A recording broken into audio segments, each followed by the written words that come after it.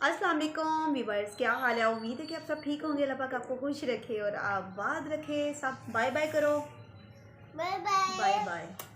माँ को एक बहुत ही प्यारी सी बात सुनाने जा रही हूँ, बताने भी जा रही हूँ। ये एक माँ बाप के लिए, जिनके माँ बाप इस दुनिया में हैं, अल्लाह पाक उनको लंबी ज़िंदगी दे, और जिनके नहीं है अल्लाह पाक उनको जन्नत। हाँ देखे, कह रहे मेरा भाई भी जन्नत में। भाई भी आपको उधर है।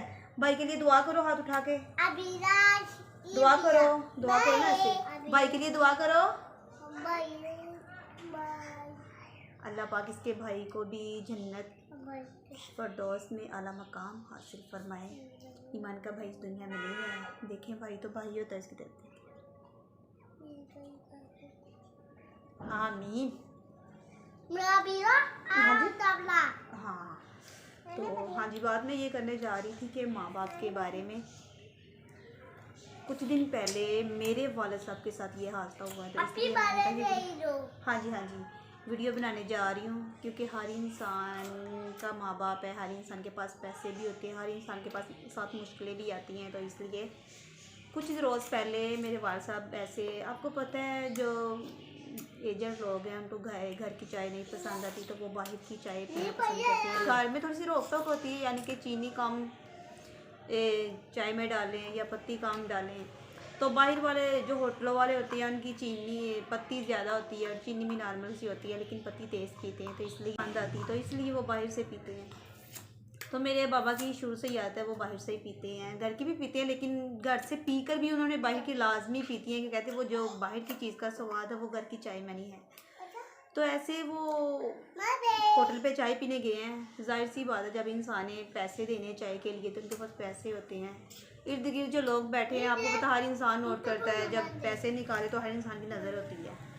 उनके पास तकरीबन 22-23 हज़ार रुपया था। उन्होंने ये गर्मियों का सीज़न लगाया था। गरीबों के लिए 22-23 हज़ार रुपया भी 22-23 लाख के बराबर होता है। हाँ जी मैम चुप करो ना, बात कर रही हूँ अभी। 22-23 हज़ार रुपया 22-23 लाख के बराबर होता है।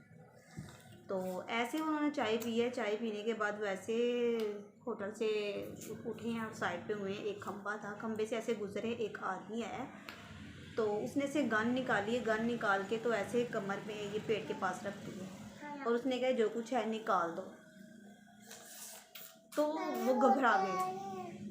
उन्होंने फिर कहा कि मैंने गोली मार देनी, जो कुछ है तुम्हारे पास निकाल दो।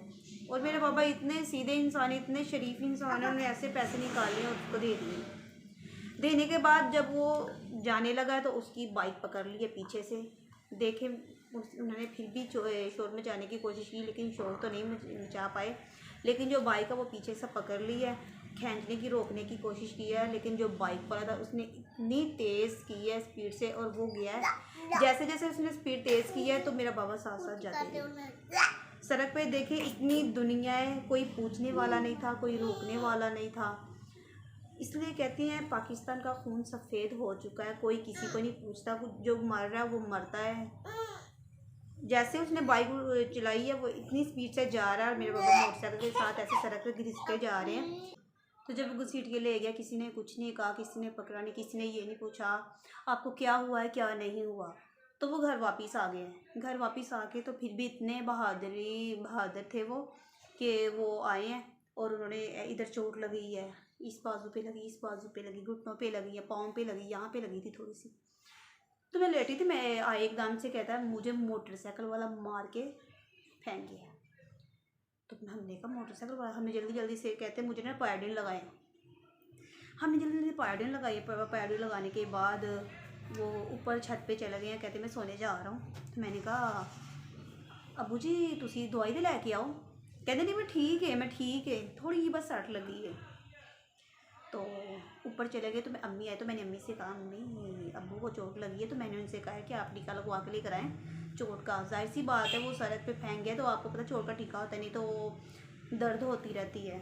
तो अम्मी ऊपर छत पे गई हैं।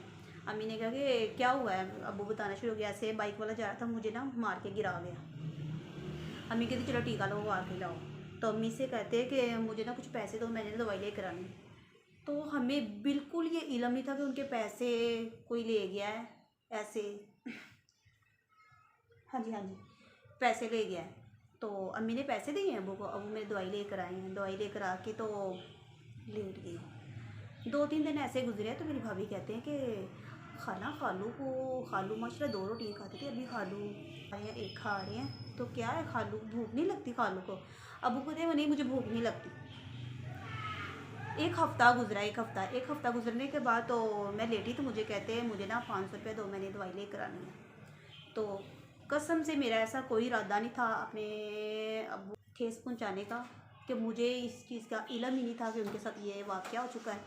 तो मैंने कहा आपके पैसे कहाँ हैं, क्योंकि मेरे बाबा ने रेडी लगाई थी, तो ज़ाहिर सी बात है मैंने तो एक कहाँ है, तो मुझे आगे से कहते पैसे देने हैं, देने नहीं देने तो ना दो। तो मैंने 500 रुपये निकाल के दिया है, पूछने में कोई हर्ज नहीं होता। तो वो दवाई लेने चले गए, दवाई लेने के भाई से 500 रुपये लेकर मुझे दे दिया। मुझे कहता ये लो अपने 500 रुपये, तुमने मुझे बहुत बातें सुनाई। मैंने कहा मुझे मैंने बातें नहीं सुनाई, मैंने सिर्फ आपसे यही पूछा मुझे तुम्हारे पैसे कितने आ। तो बाहर आके ना मेरी अब्बू की आंखों में आंसू आ गए। बड़ी सिस्टर को शक था कि कुछ ना कुछ हुआ है। तो अबू मेरे ने तब हमें एक हफ्ते के बाद जाके बताया कि मेरे साथ ये हुआ वाक़या। तो हम सारी बहनें रोना शुरू हो गई, मेरी भाभी रोना शुरू हो गई। तो हमने कहा आपने पहले क्यों नहीं बताया? कहते ये वाक़या हुआ है।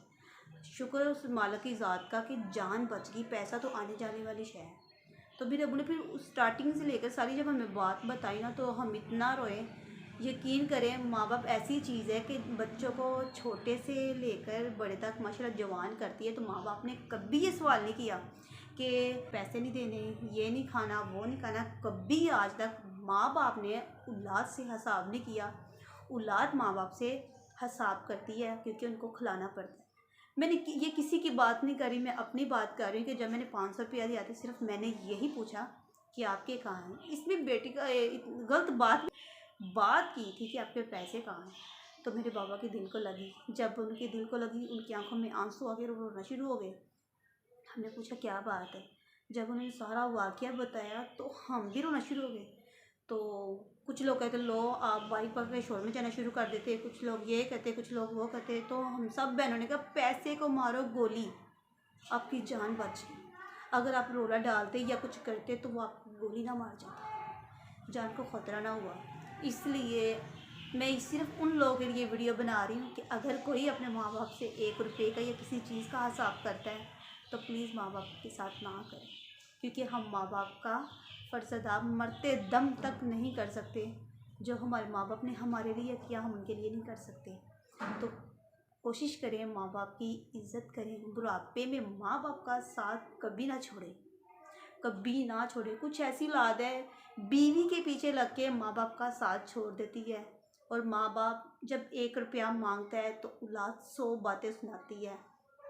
तो कभी ये ना कीजिएगा, क्योंकि माँ बाप ने सारी ज़िंदगी जो बाप है किसके लिए कमाता है?